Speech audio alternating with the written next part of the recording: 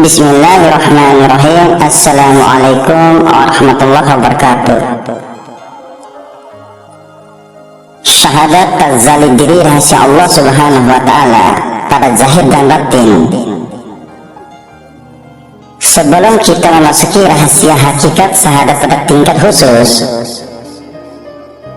pada kesempatan sebelumnya kita telah membahas mengenai pengertian ruhnya syahadat pada tingkat awal. Makna dari kajian syahadat kita sebelumnya itu sebenarnya adalah lebih mengarahkan diri kita untuk memakrifati Nabi Muhammad SAW dengan cara melihat dan memperhatikan sifat-sifatnya, lalu kemudian kita mempelajarinya. Setelah itu kita coba menghadirkan sifat-sifatnya di dalam diri kita, dan kemudian kita amalkan atau praktekkan dalam kehidupan kita sehari-hari. Sekarang kita akan memasuki kajian syahadat berikutnya, yaitu pada tingkatan makam ilmu hakikat. Ketahuilah, syahadat adalah merupakan rukun Islam yang pertama, di mana seseorang yang ingin menjadikan Islam sebagai cara hidupnya haruslah terlebih dahulu mengucapkan dua kalimat syahadat, yaitu asyhadu an la ilaha illallah wa asyhadu anna muhammadar rasulullah. Jadi selama orang itu tidak melafazkan asyhadu an la ilaha illallah wa asyhadu anna muhammadar rasulullah, maka selama itu pula orang itu tidak bisa digolongkan sebagai seorang Islam.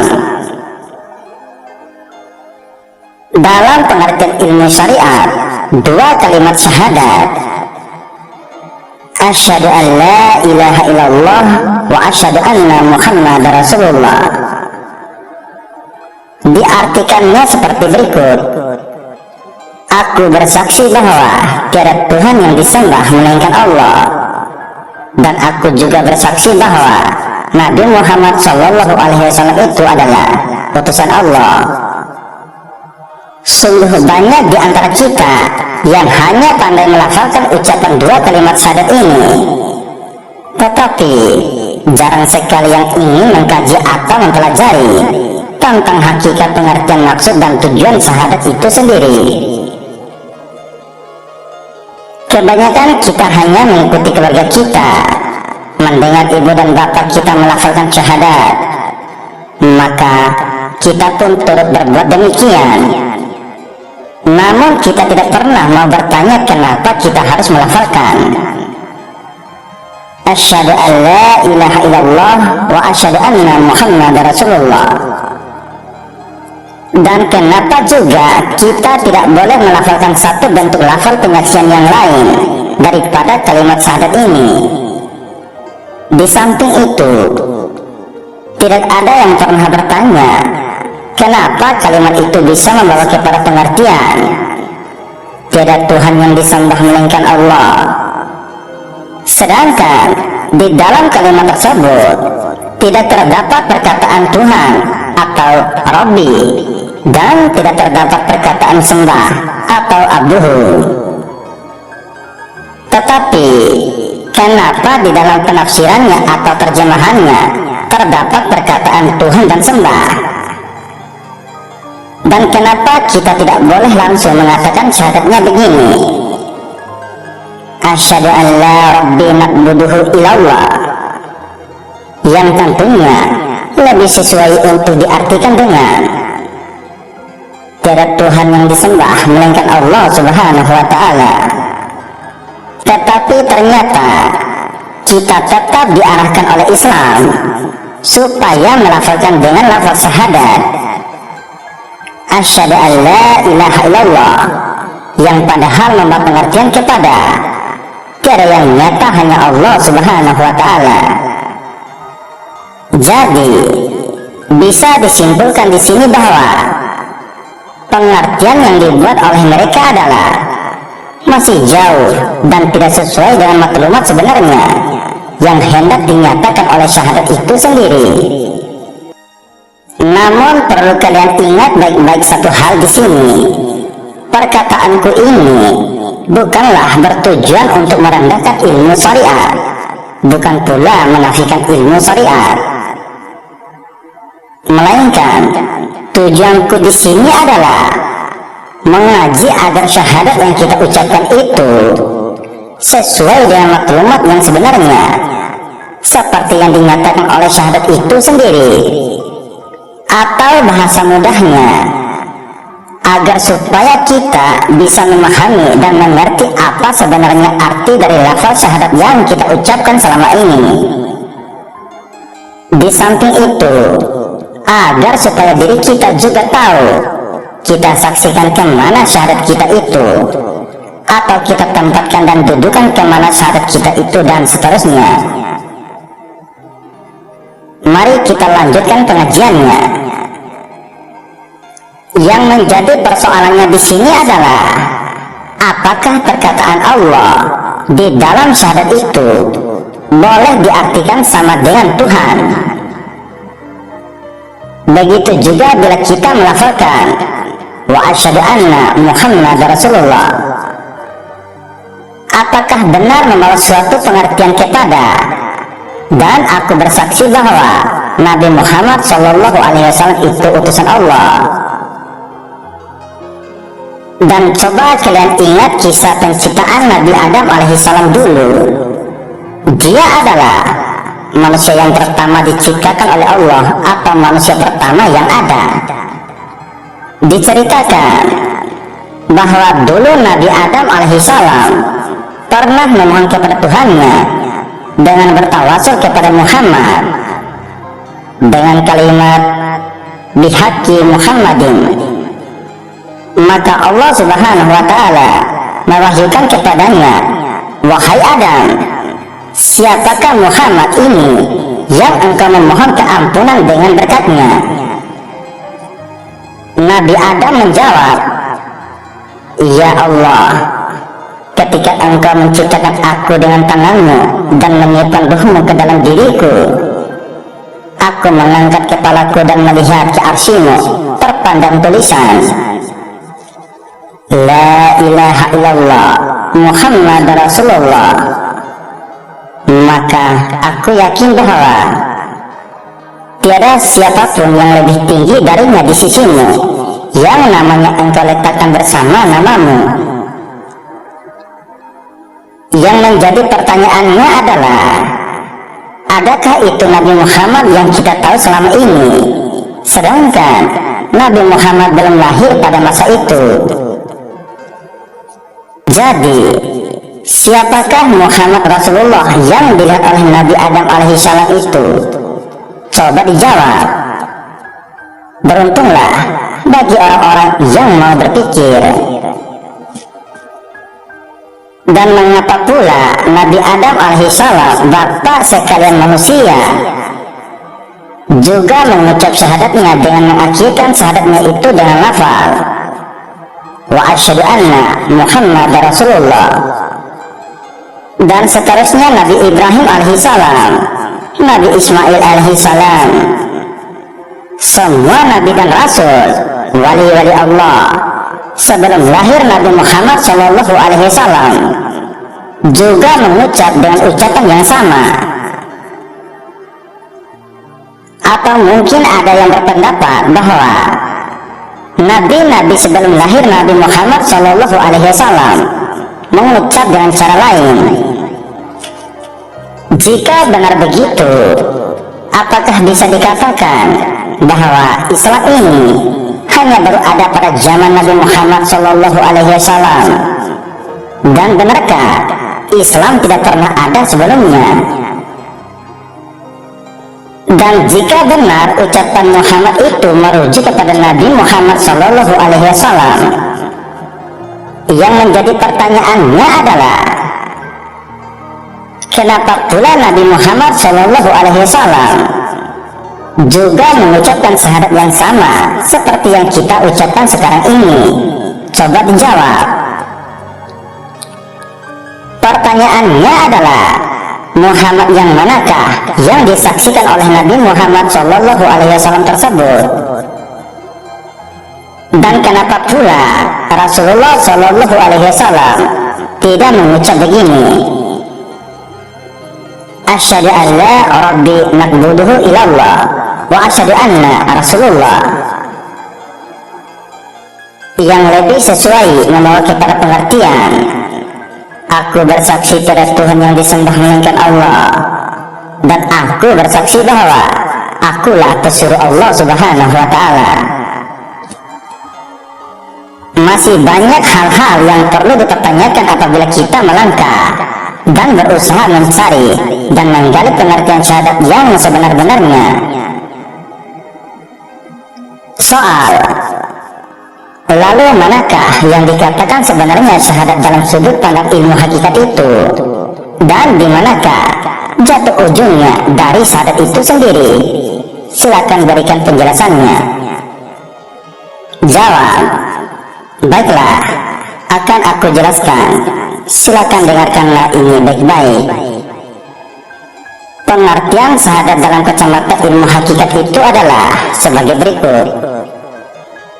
Sesungguhnya asyhadu an la ilaha illallah itu adalah dinamakan syahadat tauhid, dan kalimat wa asyhadu anna Muhammad Rasulullah adalah dinamakan syahadat rasul. Soal: kenapa asyhadu an la ilaha illallah itu dinamakan syahadat tauhid? Jawab: adapun kalimat asyhadu an la ilaha illallah dinamakan syahadat tauhid adalah sebab di dalam kalimat tersebut kita bersaksi dengan sepenuh rasa bahwa tiada yang lain, hanya Allah semata-mata, tiada sekutu baginya di dalam segala hal, dan tiada sesuatu pun yang bercampur aduk dengannya kecuali Dia semata-mata. Oleh sebab itulah kita bersaksi dengan diri kita sendiri, tiada yang nyata pada kita, hanya Allah semata. Kita nafikan tubuh kita dan kita isbatkannya kepada nyatanya Allah semata-mata. Adapun kalimat wa asyhadu anna Muhammad Rasulullah itu syahadat rasul. Soal: kenapa itu dikatakan syahadat rasul?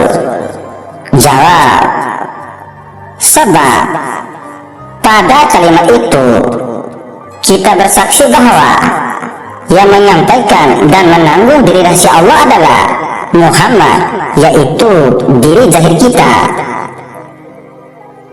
Dan dengan melafalkan kalimat zahir tersebut, maka berikrar dan bersaksilah kita dengan diri kita sendiri bahwa diri zahir kita tetap akan menanggung rahasia Allah dan akan menjaganya untuk selama-lamanya. Adapun hakikat ketuhanan itu adalah diri batin kita atau rohani, dan hakikat kerasulan itu adalah diri zahir kita atau jasmani. Maksudnya begini, diri batin adalah sebenar-benar diri yang menyatakan rahasia Tuhan, dan untuk menyatakan diri rahasia Allah tersebut adalah zahir kita. Jadi diri zahir kita lah yang menyatakan rahasia ketuhanan Allah Subhanahu wa Ta'ala. Oleh yang demikianlah diri zahir kita ini digelar hakikat rasul. Bila kita melafalkan asyhadu an la ilaha illallah, maknanya tiada nyata hanya Allah Subhanahu wa Ta'ala. Dari sini jelaslah bahwa kalimat asyhadu an la ilaha illallah bagi menyatakan tentang diri batin kita. Bila saja kita lafalkan kalimat tersebut, dengan jelas kita mengakuinya sesungguhnya bahwasannya tiada nyata hanya Allah Subhanahu wa Ta'ala. Dialah rahasia Allah yang dikandung oleh tubuh zahir kita. Adapun kalimat wa asyhadu anna Muhammad Rasulullah adalah menyatakan diri kasar kita atau jasad, karena hakikat dan keseluruhan manusia itu berhuruf Muhammad. Huruf Mim adalah kepala manusia, huruf H adalah badan manusia, huruf Mim adalah pinggul manusia, huruf Dal adalah kaki manusia. Supaya lebih jelasnya lagi, aku akan menjelaskan sebagai berikut agar tidak gagal paham.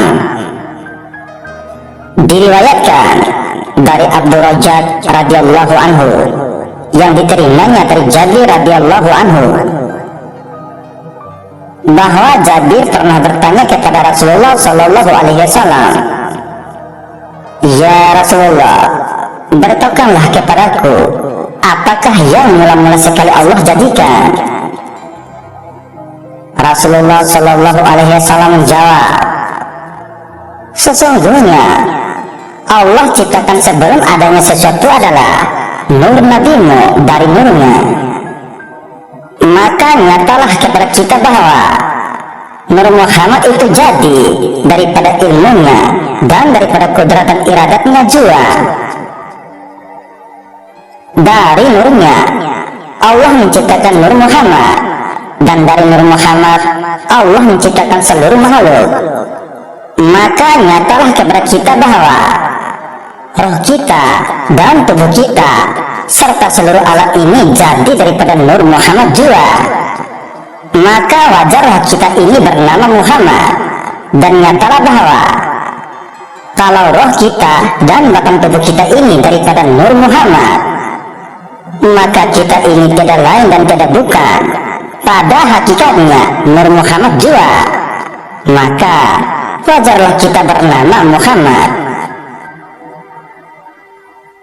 Karena tubuh kita ini bernamakan Muhammad, kelak di akhirat bagi orang yang berdosa, wajahnya harus terlebih dahulu dirubah seperti bentuk hewan, barulah boleh disiksa. Sekarang kita kembali ke pembahasan semula. Karena itu, bila kita melafalkan kalimat asyhadu an la ilaha illallah wa asyhadu anna Muhammad Rasulullah, maka kalimat yang telah dilafazkan itu adalah meliputi pada menyatakan diri batin dan diri zahir kita atau rohani dan jasmani, yaitu kita menyaksikan yang dikandung oleh tubuh kasar kita adalah diri rahasia Allah, dan diri kasar inilah merupakan sarungnya. Seperti firman Allah di dalam hadis qudsi, "Al-insanu siri wa anna siruhu." Manusia itu adalah rahasiaku dan akulah rahasianya. Allah menkaruniakan manusia untuk memegang dan bertanggung jawab terhadap rahasianya. Itulah sebabnya Allah telah memberi satu penghormatan besar terhadap kejadian manusia, seperti firman-Nya yang artinya, "Sungguh kami telah menciptakan manusia dalam bentuk yang sebaik-baiknya." Al-Quran Surat At-Tin ayat 4. Kejadian manusia adalah satu-satunya kejadian yang paling sempurna dan tersusun rapi pada zahir dan batin. Duduknya kemuliaan manusia adalah karena manusia sajalah kejadian Allah yang sanggup memegang rahasianya. Sedangkan sebelumnya Allah sendiri pernah menawarkan rahasia ini kepada langit, bumi, gunung-gunung untuk menanggungnya. Seperti firman-Nya yang artinya, "Sesungguhnya rahasia aku ini pernah kutawarkan kepada langit, bumi, gunung-gunung, tetapi mereka enggan menerimanya karena takut mengabaikannya. Tetapi yang sanggup menerimanya adalah manusia." Al-Quran Surat Al-Ahzab ayat 72. kita akan berguna di sisi Allah jika kita dapat menanggung amanah rahasia itu, serta dapat berfungsi dan bertindak mengenal diri kita sendiri. Karena bila saja kita dapat mengenal diri kita, maka dengan itu pula lah kita dapat mengenal diri Allah itu sendiri. Man arafa nafsahu faqad arafa rabbahu. Artinya, barang siapa mengenal dirinya, maka kenallah Tuhannya. Oleh karena itu, jika kita tidak mengenal diri kita, maka kita akan lebih hina daripada sampah di sisinya. Sebab itu, bila kita mengucap asyhadu an la ilaha illallah wa asyhadu anna Muhammad Rasulullah, maka berarti kita bersaksi dengan diri kita sendiri bahwa tiada yang nyata pada diri kita hanya Allah semata-mata, dan tubuh zahir kita ini adalah bentuk nyata pada rahasia Allah semata-mata. Namun perlu kalian ingat dan ketahui di sini, perkataanku ini bukan berarti mengaku diri kita adalah Allah, dan juga bukanlah maksudku mengatakan bahwa Allah itu duduk di dalam diri kita atau bertempat di dalam diri kita. Jika kita beranggapan begitu, maka kafir juga jadinya. Sebab Allah tidak bertempat, karena Allah lah yang menciptakan tempat. Dan keadaan yang diterangkan ini juga bukan sekali-kali boleh beriktikat bahwa diri batin kita atau roh itu Tuhan dan bertuhankan diri. Jika demikian, kafir pula jadinya. Melainkan ucapanku itu semata-mata bertujuan untuk menyatakan Allah dan menyatakan adanya Allah dengan menafikan keberadaan diri kita pribadi. Supaya lebih jelas, maka aku akan membuat satu perumpamaan lagi. Kita ini ibaratkan sebagai kotak radio yang menerima gelombang radio dan rahasia radio. Maka untuk menyatakan rahasia radio tersebut adalah stasiun pemancar yang memancari siarannya ke kotak radio. Kemudian berbunyilah radio sebagaimana siaran asalnya pada stasiun pemancar. Begitulah dengan Allah. Dia menguji dirinya dengan diri rahasianya yang dikandung oleh manusia. Seperti firman Allah di dalam hadis qudsi yang artinya, aku suka mengenal diriku sendiri, lalu aku jadikan makhluk ini, lalu aku perkenalkan diri aku kepada mereka, dan lalu mereka pun mengenal aku. Berawal yang dimaksudkan dengan makhluk di dalam hadis ini adalah manusia. Dari sini kita dapat mengetahui, adapun maksud kita mengucapkan syahadat asyhadu an la ilaha illallah wa asyhadu anna Muhammad Rasulullah, artinya bersaksilah aku tiada yang nyata kecuali Allah, dan bersaksilah aku bahwa diri zahir itu adalah penyata rahasia Allah Subhanahu wa Ta'ala. Di sini terang dan jelaslah bahwa kalimat penting itu dilafalkan oleh kita bagi tujuan supaya kita menilik diri kita dengan mata hati kita bahwa akulah yang membawa rahasia Allah semata-mata, dan tiada sesuatu pada kita, hanyalah nyata diri rahasia Allah semata-mata yang ada. Singkatnya, la maujud illallah, tiada yang wujud hanya Allah. Ucapan penyaksian ini bukan saja dilafalkan oleh lidah, tapi harus dikatakan bersama oleh semua anggota tubuh zahir dan batin kita. Masing-masing serentak berdiri menyaksikan diri Allah semata-mata. Pada saat kita melafalkan syahadat tersebut, maka gemetarlah seluruh tubuh jiwa raga kita. Bersamaan dengan itu, terasalah oleh kita satu kelezatan yang amat sangat tidak bisa diungkapkan dengan kata-kata, kecuali dirasakan sendiri oleh mereka yang pernah mengalami dan yang sudah sampai pada martabat ini. Untuk menegaskan hal ini, Allah telah berfirman di dalam Al-Quran yang artinya, sesungguhnya bagi mereka yang beriman, apabila saja disebut nama Allah Subhanahu wa Ta'ala, niscaya gemetarlah hati mereka, dan apabila dibacakan ayat-ayatnya, maka bertambahlah iman mereka, dan kepada Allah mereka bertawakal. Al-Quran Surat Al-Anfal ayat 2. Adapun asyhadu an la ilaha illallah, bersaksilah aku tiada yang nyata hanya Allah Subhanahu wa Ta'ala, yaitu bersaksilah aku dengan telingaku, mataku, otakku, kulitku, dagingku, kaki tangan aku, dan seluruh tubuh zahir dan batin aku. Tiada yang nyata kecuali Allah Subhanahu wa Ta'ala. Artinya, aku melihat dan mendengar dengan penglihatan dan pendengaran Allah. Tiada aku merasa, Allah lah yang merasa. Tiada aku yang berkehendak, tetapi Allah lah yang berkehendak, dan seterusnya.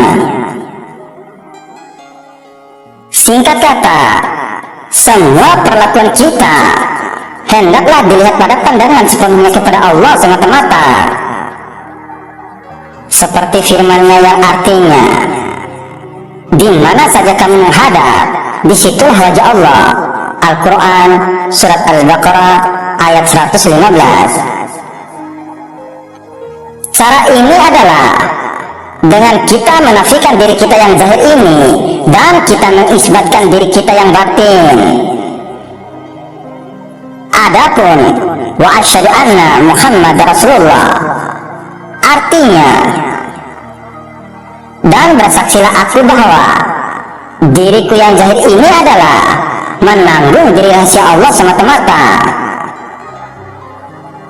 Dalam kalimat ini kita bersaksi dengan diri kita sendiri bahwa diri kita jasmani inilah yang menanggung dan membawa rahasia Allah Subhanahu wa Ta'ala, dan diri kita yang zahir inilah juga yang menjadi dalil awal akan wujudnya Allah Tuhan semesta alam.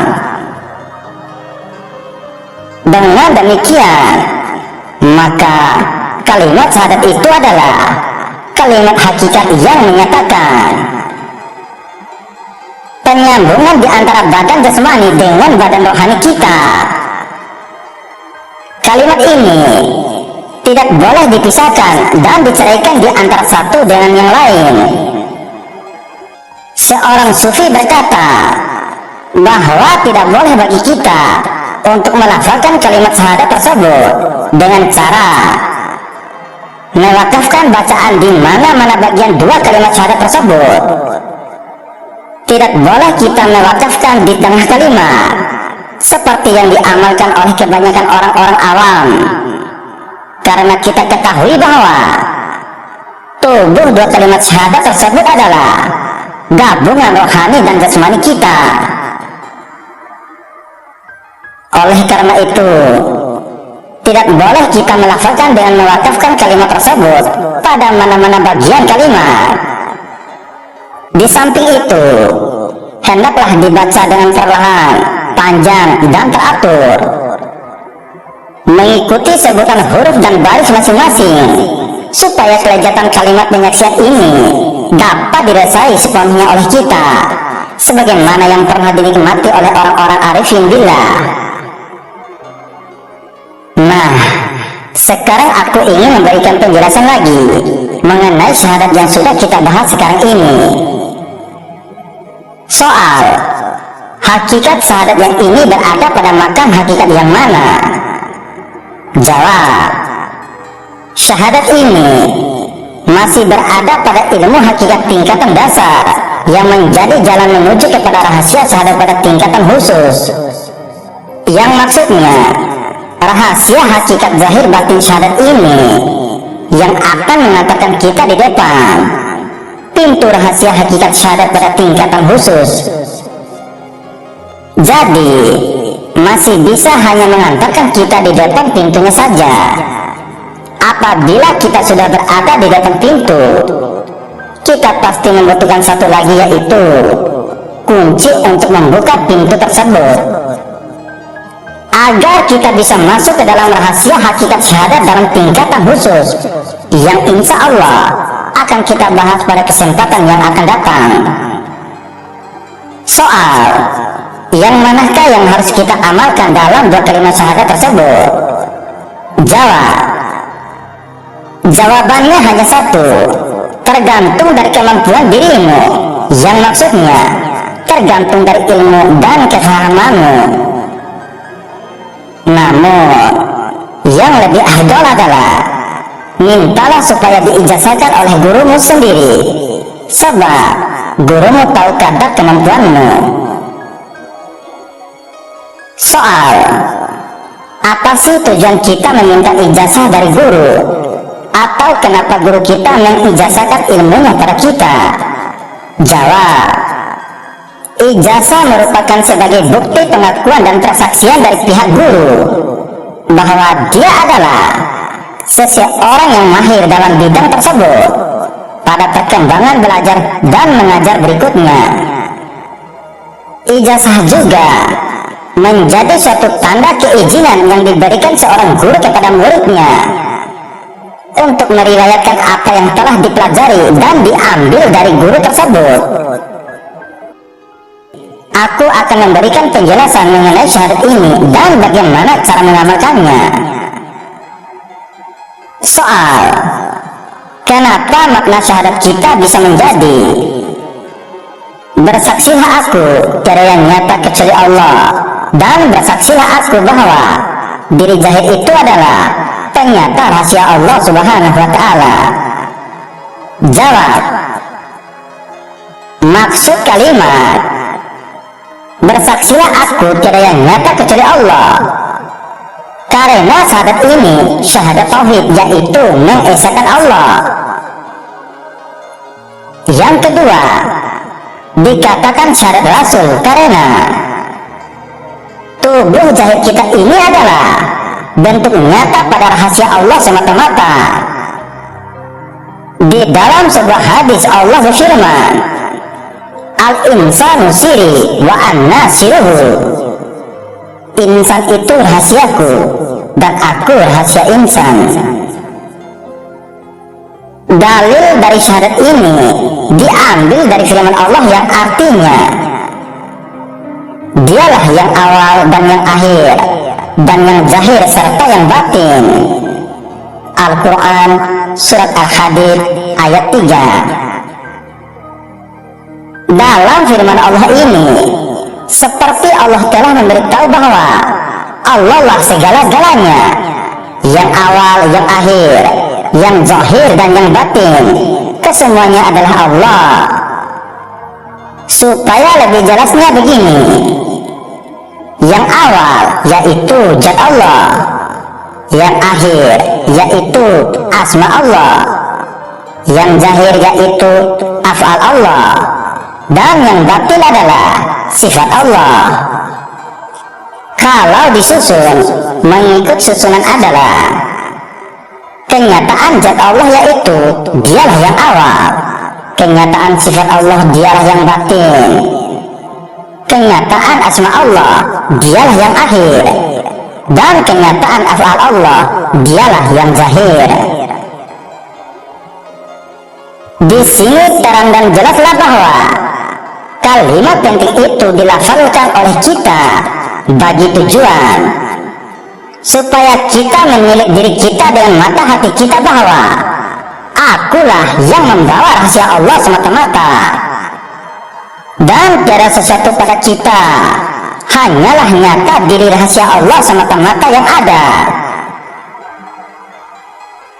Soal, lalu bagaimanakah caranya kita melafalkannya? Jawab, kalimat syahadat itu hanya boleh dibaca di dalam hati. Cara latihannya begini: pejamkan matanya, lalu hendaklah kita hadirkan mata hati dengan musyahadah kepada zat Allah terlebih dahulu, atau merasakan kehadiran Allah Subhanahu wa Ta'ala terlebih dahulu.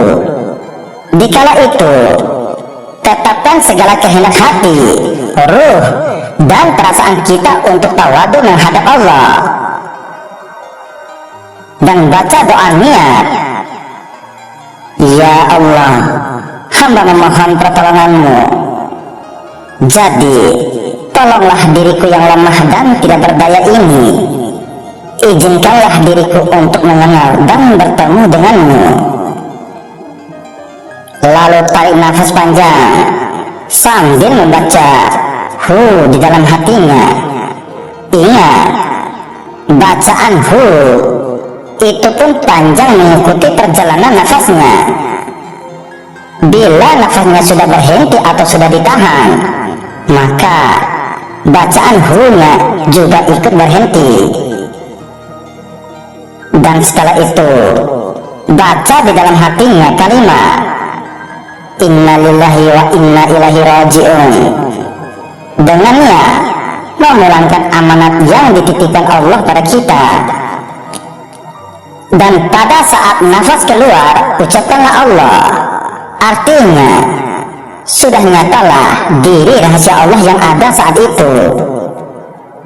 Jika semua amanat sudah kita pulangkan atau kembalikan, maka adapun yang tinggal ketika itu hanyalah sifat ruh semata-mata, dan nyatalah diri rahasia Allah yang ada. Barulah setelah itu kita membaca syahadatnya seperti yang biasa kita baca sehari-hari. Jika kalian mau syahadat ini masuk ke dalam dirinya, cobalah lakukan latihan setiap ada kesempatan kosong. Insya Allah, jika sudah terbiasa, maka syahadat itu akan mengalir sendirinya. Keistimewaan orang yang mengamalkan syahadat ini adalah dia akan malu untuk melakukan kesalahan, karena merasa Allah selalu mengawasinya. Di samping itu, jika dia benar-benar sungguh-sungguh mengamalkannya, maka dia akan diselamatkan di daratan dan di lautan, dan juga diselamatkan dari segala mara bahaya yang dia ciptakan. Dan siapapun yang berniat jahat kepadanya, maka apa yang orang itu usahakan akan kembali kepada dirinya sendiri. Dan jika dia mengucap asyhadu an la ilaha illallah wa asyhadu anna Muhammad Rasulullah, dengan mengetahui tata cara yang benar atau dengan teknik yang benar, dan disertai dengan memahami makna yang terkandung di dalamnya, insya Allah, dengan izin Allah, apa saja yang dia hajatkan atau niatkan akan segera dikabulkan. Dan kalian harus ingat baik-baik, pengajian syahadat kita belum tamat, masih ada lagi. Dua syahadat ini kalau kita ibaratkan, maka yang satunya baru sampai pada tangganya, yang kedua baru sampai pada pintunya, dan yang ketiga adalah kunci pembuka pintunya. Atau lebih tepatnya, syahadat yang pertamanya adalah anak tangganya, yang kedua pintunya, yang ketiga kunci untuk membuka pintunya. Dan silakan diamalkan bagi yang mau mengamalkannya.